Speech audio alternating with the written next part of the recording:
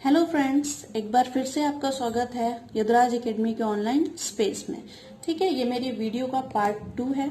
अगर आपने first part नहीं देखा है तो प्लीज उसको पहले देख लें, क्योंकि उसमें हमने फोटोसिंथेसिस के बारे में पढ़ा था। किस तरीके से फोटोसिंथेसिस होती है, क्या क्या चीजें रिक्वायर होती हैं उसके लिए, और किस तरीके से कार्बोहाइड्रेट बनता है। ओके, तो अब हम आगे चलते हैं अपने पार्ट 2 पर।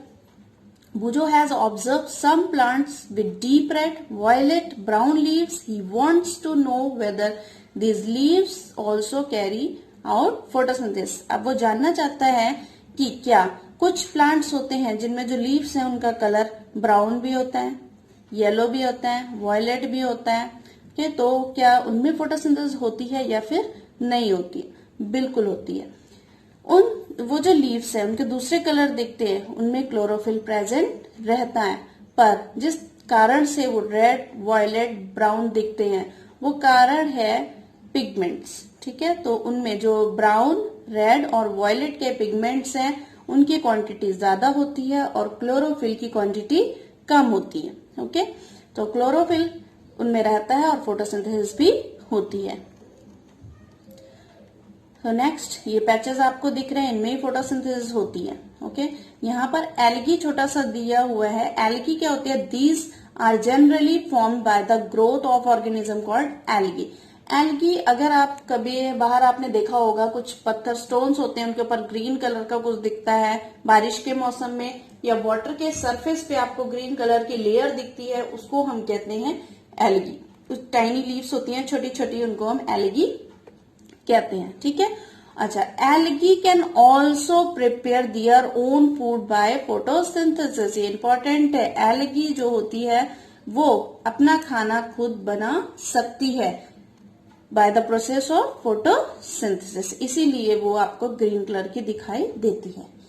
नेक्स्ट है synthesis of plant food other than carbohydrates. जो प्लांट्स हैं उनमें कार्बोहाइड्रेट्स के अलावा कुछ और न्यूट्रिएंट्स भी बनते हैं, जैसे कि प्रोटीन्स, फैट्स। ठीक है, तो carbohydrates are made of carbon, hydrogen and oxygen. These are used to synthesize the other components of food such as proteins and fats, but proteins are nitrogenous substance. अब यहाँ पर जो प्रोटीन है वो तो एक नाइट्रोजनस सब्सटेंस है। Carbohydrate तो हमने पहले पढ़ चुके हैं, बनता है किससे? Carbon dioxide plus water, carbon, hydrogen and oxygen उसमें प्रेजेंट रहते हैं। अब यहाँ पर प्रोटीन भी बन रहा है, पर प्रोटीन क्या है? एक नाइट्रोजनस सब्सटेंस है। तो अब यहाँ पर कहता है विच कंटेन नाइट्रोजन। अब ये क्वेश्चन पूछ रहे हैं from where do the plant obtain nitrogen. अब इसमें नाइट्रोजन कहाँ से आई? यानी कि फोटोसिंथेसिस में हमने पढ़ा है कार्बन डाइऑक्साइड होती है, तो नाइट्रोजन कहाँ से आई प्लांट में?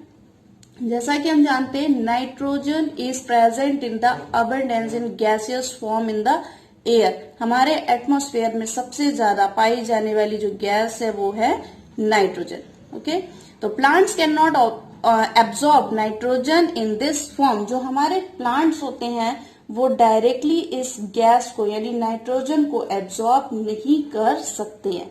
Soil has certain bacteria. कुछ बैक्टीरिया होते हैं सॉइल में जो कि हेल्प करते हैं इस गैसियस यानी कि जो हमारी गैसियस नाइट्रोजन है उसको सोल्यूबल फॉर्म में कन्वर्ट कर देते हैं। ओके, तो यहाँ पर बैक्टीरिया का भी नेम नहीं दे रखा है, तो उसको कन्वर्ट करके रिलीज कर देते हैं सॉइल में, और सॉइल के थ्रू यानी वाटर के थ्रू जो प्लांट्स है उसको एब्जॉर्ब कर लेते हैं और यूज करते हैं। ओके, तो might you have seen farmer adding fertilizer. कुछ जो फार्मर हैं वो कुछ फर्टिलाइजर्स भी यूज करते हैं, मिट्टी में मिक्स करते हैं, जो पहले से ही रिच होते हैं नाइट्रोजन से, यानी कि पहले से इनमें नाइट्रोजन प्रेजेंट होती है। ओके, क्योंकि प्लांट्स को अपना खाना बनाने के लिए नाइट्रोजन की रिक्वायरमेंट होती है, जरूरत होती है, इसलिए उनको नाइट्रोजन चाहिए। अब हम पढ़ेंगे other modes of nutrition in plants. Plant हमने पढ़ा जितने भी ग्रीन प्लांट्स होते हैं वो ऑटोट्रोफ्स होते हैं, बट कुछ प्लांट्स ऐसे भी होते हैं जिनके पास क्लोरोफिल प्रेजेंट नहीं होता है। तो उनको नरिशमेंट कहाँ से मिल रहा है, उनको न्यूट्रिशन कहाँ से मिल रहे हैं, न्यूट्रिएंट्स कहाँ से मिल रहे हैं, और वो सरवाइव कैसे कर रहे हैं? तो like humans and animals such plants dependent on food produced by other plants, यानी कि जैसे कि एनिमल्स और ह्यूमंस डिपेंडेंट रहते हैं डायरेक्टली और इनडायरेक्टली किसके ऊपर, प्लांट्स यानी कि ऑटोट्रोफ्स के ऊपर। वैसे ही जो हेटरोट्रोफिक प्लांट्स हैं वो भी ऑटोट्रोफिक प्लांट्स के ऊपर ही डिपेंडेंट रहते हैं अपने न्यूट्रिशन के लिए। इस मोड ऑफ न्यूट्रिशन को हम कहते हैं हेटरोट्रोफिक मोड ऑफ न्यूट्रिशन।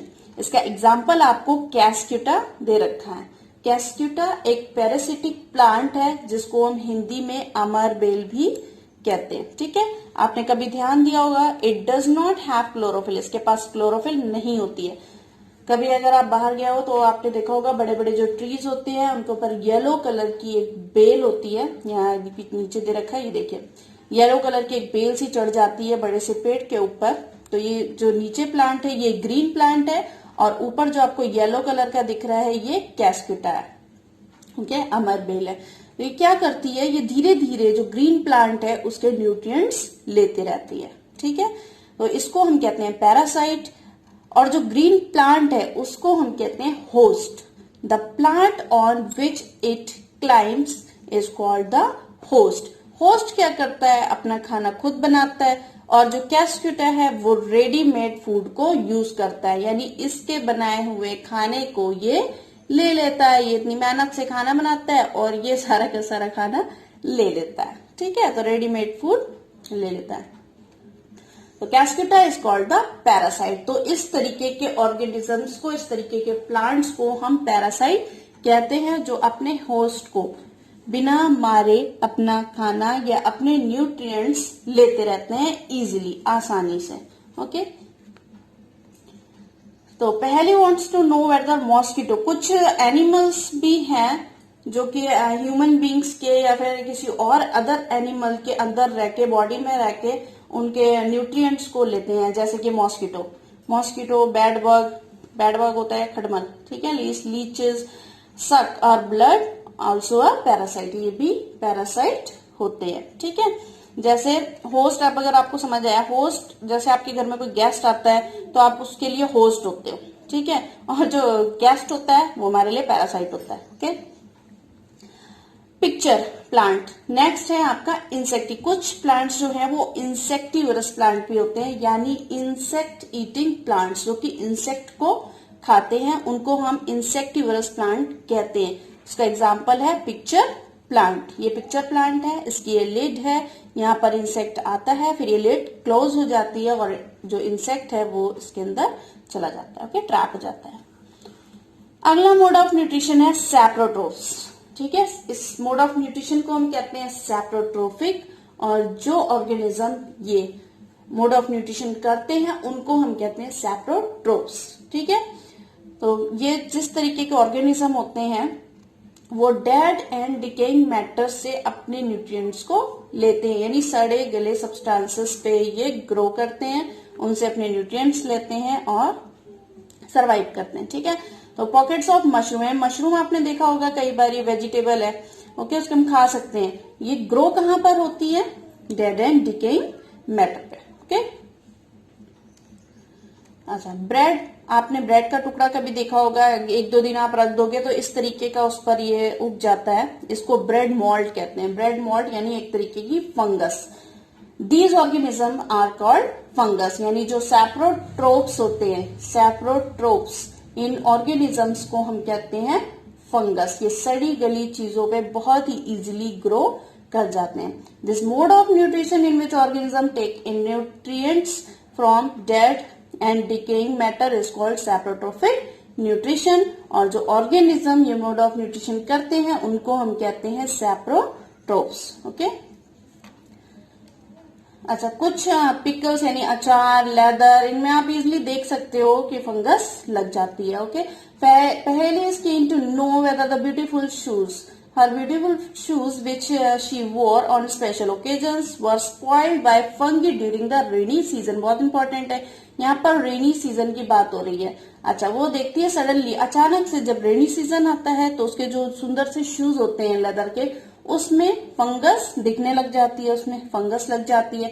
तो वो जानना चाहती है ऐसा क्यों होता है। ऐसा इसलिए होता है क्योंकि जो फंगस है उसको ग्रो होने के लिए वेट और वार्म टेम्परेचर चाहिए होता है, यानी कि जहां पर नमी होती है और वार्म टेम्परेचर थोड़ा सा गर्म, जैसे कि ह्यूमिडिटी होती है। ह्यूमिडिटी यानी एटमॉस्फेयर में वाटर वेपर प्रेजेंट रहते हैं और गर्मी होती है। ओके, तो वहां पर बहुत ही इजीली जो फंगस है वो ग्रो हो जाती है। इसीलिए रेनी सीजन में आपको फंगस बहुत ज्यादा देखने को मिलेगी। Some organisms live together and share both shelter and nutrients. This relationship is called symbiosis. अब सिम्बायोसिस क्या होता है? सिम्बायोसिस कुछ ऑर्गेनिजम्स ऐसे होते हैं जो एक साथ रहते हैं और एक दूसरे पर इंटरडिपेंडेंट रहते हैं। ठीक है, तो एक दूसरे पर कैसे डिपेंडेंट रहते हैं? जैसे कि कई लोग आप में से रेंट पे रहते होंगे, ठीक है, घर में आप रेंट पे रहते हो। रेंट पे यानी कि जो आपके लैंडलॉर्ड होते हैं वो आपको शेल्टर प्रोवाइड करते हैं और आप उनको पैसे देते हो। ठीक है, तो यानी दोनों ही एक दूसरे पर इंटरडिपेंडेंट है। वो आपको घर दे रहे हैं रहने के लिए और आप उनको पैसे दे रहे हो, यानी कि उनकी इनकम हो रही है आपके रहने से, तो उनका भी फायदा हो रहा है और आपको भी घर मिल रहा है रहने के लिए। तो ये इस तरीके के रिलेशनशिप को हम कहते हैं सिम्बायोसिस। ठीक है, इसका एग्जाम्पल दे रखा है लिकेन। लिकेन एक तरीके का फंगस है। तो फंगस और एल्गी एक साथ रहते हैं। लिकेन एल्गी को शेल्टर, वाटर और मिनरल्स प्रोवाइड करता है। रिटर्न में जो एल्गी होती है वो उसको फूड प्रोवाइड करती है। Okay, how nutrients are replenish in the soil. Soil में जो न्यूट्रिएंट्स है वो कैसे रिप्लेनिश होते हैं? ठीक है, तो fertilizers and manure contain nutrients such as nitrogen, potassium, phosphorus etcetera. सारी चीजें होती हैं सॉइल में। अब नाइट्रोजन जो है, कहता है some soil become deficient in nitrogen. Deficient होता है कमी होना, यानी कि नाइट्रोजन तो सॉइल में नहीं होती है। तो अब प्लांट्स को नाइट्रोजन चाहिए प्रोटीन विटामिन बनाने के लिए। प्रोटीन विटामिन बनाने के लिए जो नाइट्रोजन चाहिए, यानी नाइट्रोजनस सब्सटेंस जो उसमें होते हैं, वो कैसे बनाएगी नाइट्रोजन के बिना? क्योंकि नाइट्रोजन जो है वो हमें पता है कि गैसेस फॉर्म में होती है। ठीक है, उसको प्लांट्स डायरेक्टली एब्जॉर्ब नहीं कर सकते हैं, तो उसको कन्वर्ट करना होता है सोल्यूबल फॉर्म में, जिससे कि प्लांट्स उसको एब्जॉर्ब कर सके। तो ऐसा करने में हेल्प कौन करता है? The bacterium called rhizobium. Okay, यहाँ पर ये बैक्टीरिया है, इसका नाम है राइजोबियम, जो नाइट्रोजन को सोल्यूबल फॉर्म में कन्वर्ट कर देता है और मिट्टी से जो एटमॉस्फेरिक नाइट्रोजन है उसको कन्वर्ट कर देता है यूजेबल फॉर्म में। ठीक है, यूजेबल फॉर्म यानी कि प्लांट आसानी से उसको एब्जॉर्ब कर सकते हैं। But rhizobium can not make its own food. पर जो राइजोबियम है वो अपना खाना खुद नहीं बना सकता है। ठीक है, यानी कि ये हेल्प कर रहा है किसकी? प्लांट की, नाइट्रोजन को कन्वर्ट करने में। पर जो राइजोबियम है वो अपना खाना बना नहीं सकता है, तो राइजोबियम खाना किससे लेगा? प्लांट से। ठीक है, तो इस तरीके के रिलेशनशिप को हम क्या कहते हैं? Symbiotic relation. Rhizobium can not make their own food. ठीक है, तो लीव्स इन द रूट कहाँ रहता है? रूट्स में रहता है, जैसे कि ग्राम्स, पीज, मूंग, बीन।